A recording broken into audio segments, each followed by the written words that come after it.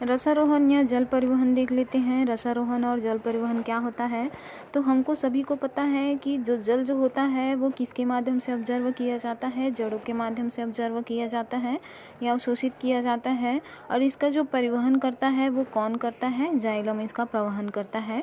परिवहन करने के बाद इसको तने हैं, पत्तियां है, शाखा है, कलिका है, इस कलिका तक पहुंचा दिया जाता है, जो जलीय परिवहन या परिवहन के कारण चढ़ते हैं, जिसे हम क्या बोलते हैं, रसारोहण बोलते हैं।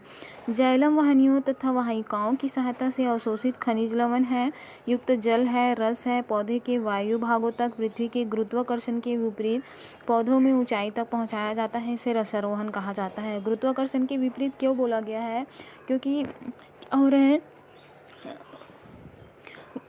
मृदा से ये ऊपर की ओर, पौधे के जो ऊपरी हिस्सा होता है, तने की हिस्सा होता है, एग्जाम्पल के रूप में ये मिट्टी वाला हिस्सा है और यहाँ पे गुरुत्वाकर्षण पाया जाता है और यहीं पे क्या होता है, जड़ें पाई जाती है। तो जड़ों से जब खनिज पदार्थ है और खनिज पदार्थ और जल को ऑब्जर्व किया जाता है तो ये क्या हो जाता है, ऊपर की ओर जाने लगता है। तो ये गुरुत्वाकर्षण यहाँ पे लग रहा है लेकिन ये तो ऊपर की ओर जा रहा है, इसलिए ये ऋणात्मक होता है या गुरुत्वाकर्षण के विपरीत होता है, जो पौधों और कलिकाओं तक पहुँचा दिए जाते हैं।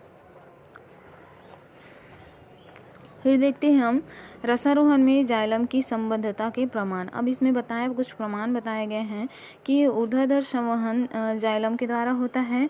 मेलपिगी 1872 ने, स्टीफन हेल 1727 और हर्टिन ने वलयन प्रयोग की सहायता से इसे सत्यापित किया है कि जाइलम द्वारा ही जल का ऊर्ध्वाधर परिसंचरण या रसारोहण क्रिया को संपादित किया जाता है।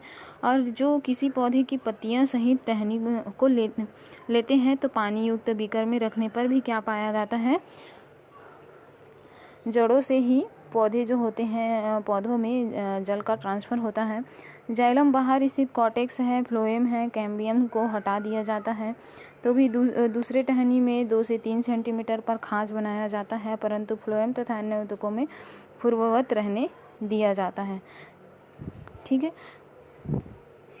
ये आप लोग देख सकते हैं, यहाँ पे बताया गया है। यदि हम इसको इंक में भी रख देते हैं, किसी पौधे को इंक में रखते हैं तो क्या होता है, उसका जो ट्रांसफ़र होता है वो तनों से होते हुए कहाँ जाता है, पत्तियों तक जाता है। तो जब उसको हम सेक्शन कटिंग काट के भी देखते हैं तो क्या होता है, वहाँ पे हमको वो कलरफुल दिखाई देता है। इससे ये पता चलता है कि जल का जो परिवहन है वो किसके माध्यम से होता है, जाइलम के माध्यम से होता है। ठीक है, रसारोहण की क्रियाएं देख लेते हैं। तो रसारोहण की क्रियाएं जो होती है, जल का ऊर्ध्वाधर संवहन जैविक ऊर्जा के कारण होता है, जिसमें भौतिक ऊर्जा के कारण 100% स्पष्ट नहीं है। इसकी व्याख्या की है जैववाद और भौतिकवाद से। जैववाद क्या चीज़ है, इस सिद्धांत के प्रवर्तक जो माना जाता है वो क्या है, जीवित कोशिकाओं द्वारा होता है। उन्होंने साबित किया है कि जीवित कोशिकाओं द्वारा रसारोहण में भाग नहीं लिया जाता है। इसमें सबसे पहले जो आता है रिले पंप सिद्धांत। रिले पंप सिद्धांत को गॉडलेवेस्की ने 1984 में दिया था, जिन्होंने बताया है कि जाइलम पैरेन्काइमा में पंपिंग क्रिया से रसारोहण होता है और पंपिंग क्रिया के माध्यम से ही क्या चलता है, जाइलम पैरेन्काइमा है या मज्जा रे है, मज्जा किरणें के बीच में पराशर दाब लगता है, जिससे लयबद्ध परिवर्तन होता है। और यहाँ सिद्धांत जो दिया है वो क्या कहलाता है, गॉडलेवेस्की सिद्धांत कहलाता है, क्योंकि इसमें पंपिंग के थ्रू हो रहा है। पूरा जो सिस्टम बताया गया है वो पंपिंग क्रिया जाइलम पैरेन्काइमा में लगता है, मज्जा किरणें में के बीच में पराशर दाब लगता है जो लयबद्ध होता है, जिसे को गॉडलेवेस्की ने बताया है। इसको स्टारबर्गन ने 1893 में से अस्वीकार करते हुए कहा है कि जीवित कोशिकाओं में विषैले पदार्थ होते हैं, जिसको पिक्री कमला नाम दिया है, जो नष्ट करने पर भी रसारोहण होता है।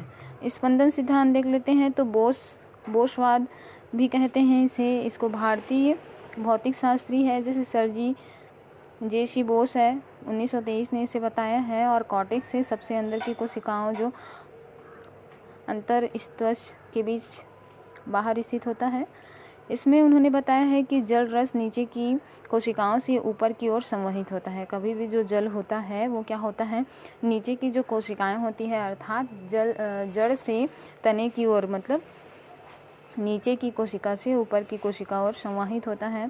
इसे दर्शाने के लिए जे.सी. बोस ने गैल्वेनोमीटर नीडल युक्त विद्युत उपकरण का उपयोग किया है। गैल्वेनोमीटर में एक तरफ सुई है, दूसरा तरफ पत्ती ले लिया गया है। इस तरह से उन्होंने बताया है इसे। रसारोहण की क्रियाविधि में जयवाद का मत है, मूलदाप मत है, भौतिकवाद है, जिसमें रसारोहण की क्रिया भौतिक जाइलम द्वारा होता है, ये बताया है। Sir JC. बोस ने इलेक्ट्रॉनिक प्रोब उपकरण का उपयोग किया है, जिसे हमने यहाँ पे क्या बोला है, गैल्वेनोमीटर, है ना, जिसमें एंडोडर्मिस कोशिकाओं में संवेदन क्रिया होता है, जिसके कारण जल का रसारोहण होता है। स्टारबर्ड के अकॉर्डिंग क्या होता है कि जीवित कोशिकाओं को नष्ट करके यहाँ सिद्ध किया जाता है कि जीवित कोशिकाओं के नष्ट होने पर रसारोहण क्रियाएं होती ही है। जॉली और डिस्कन के अकॉर्डिंग क्या होता है कि जली संसर्ज मत द्वारा सिद्ध किया गया कि ट्रांसपरेशन पुल और जल के संसर्ज बल के कारण रसारोहण की क्रियाएं होता है। फिर देख लेते हैं भौतिकवाद। भौतिकवाद के वैज्ञानिकों का मानना है कि रसारोहण की क्रिया भौतिक दाब के चलते होता है और भौतिक बल के रूप में रसारोहण की व्याख्या की गई है।